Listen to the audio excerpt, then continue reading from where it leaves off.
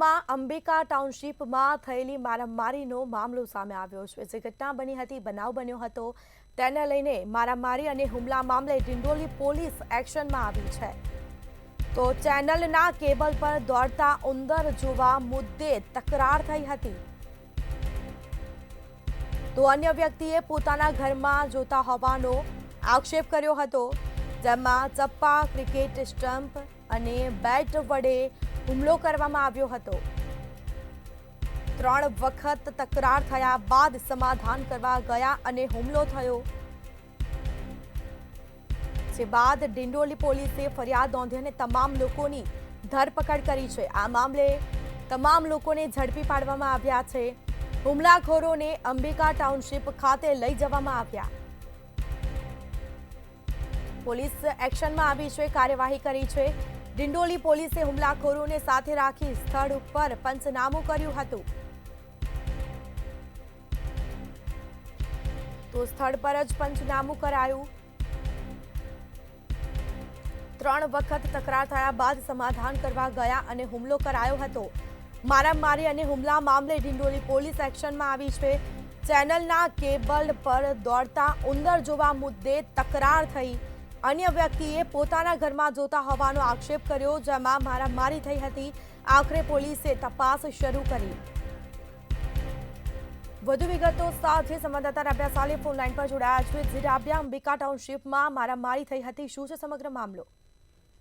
સુરતની ડિંડોલી પોલીસે હવે સ્થળ પર પંચનામું કરાવીને આરોપીઓને તેમની ભૂલનું ભાન કરાવી દીધું છે। સુરતમાં મારામારી અને હુમલાના બનાવો સતત વધી રહ્યા છે, ત્યારે સુરત પોલીસ હવે એક્શન મોડમાં જોવા મળી રહી છે। સુરતના ડિંડોલી વિસ્તાર સાથે સ્મિતા અંબિકા ટાઉનશીપ આવી છે।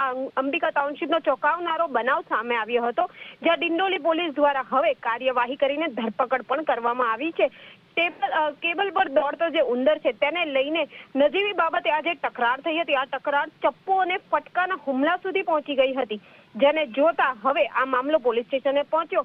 3 વખત તકરાર થયા બાદ સમાધાન કરવા ગયેલા જે ફરિયાદી છે એની ઉપર હુમલો કરવામાં આવ્યો હતો, જેને લઈને ડિંડોલી પોલીસે ફરિયાદ નોંધી તમામ હુમલાખોરોની ધરપકડ કરીને કાર્યવાહી તો કરી જ છે, સાથે જ આ હુમલાખોરોને અંબિકા ટાઉનશીપ ખાતે, જ્યાં તેઓએ હુમલો કર્યો હતો, પોતાનો ધાક જમાવવાનો પ્રયાસ કર્યો હતો, ત્યાં લઈ જઈને એમને સ્થળ પર જ પંચનામું કરવામાં આવ્યું છે। એટલે અન્યને પણ આ મેસેજ આપવામાં આવ્યો છે કે જો આ રીતે કાયદાનો ભંગ કરશો કે હુમલા કરશો કે પોલીસનો ડર નહીં રાખશો તો આ જ રીતે લોકોની સામે સરે જાહેર તેમની પાસે માફી પણ મંગાવાશે અને તેમને ત્યાં લઈ જઈને તેમની ભૂલનું ભાન પણ કરાવાશે। જી સ્મિતા।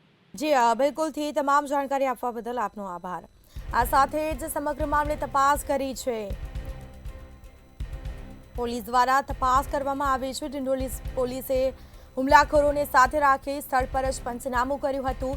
ચપ્પા, ક્રિકેટ સ્ટમ્પ અને બેટ વડે હુમલો કરવામાં આવ્યો હતો। આખરે પોલીસે કાયદેસરની કાર્યવાહી કરી છે। ન જેવી બાબતે તકરાર થઈ અને મારામારી સુધી મામલો પહોંચ્યો। મામલો ઉગ્ર બનતા પોલીસ આવી પહોંચી હતી અને પોલીસે તપાસ કરી પંચનામું કર્યું।